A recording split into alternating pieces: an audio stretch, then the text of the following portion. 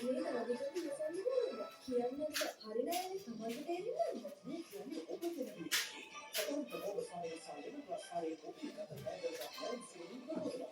හරි සිනමාවක් එකක් තියලා ඉතින් අපිට කරන්න සුදේශී කරනවා. අපට හරියට ෂුවර් කරනවා.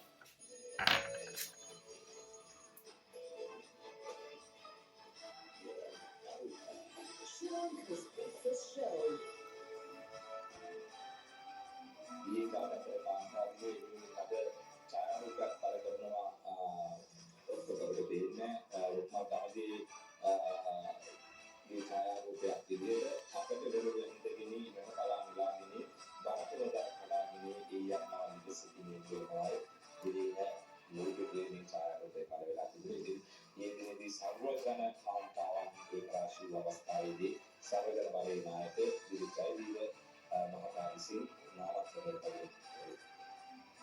ඔබේ අවුරුදු 3 තුලින් ඊතර ආස්ථාන තුලින් එකකට අඩු වෙලා වියදම තුන්ගුණයෙන් ඉන්නත් ඒ ඔබේ ව්‍යවසායකත්වයේ නිසා තුන්ගුණේ විතර තියෙනවා.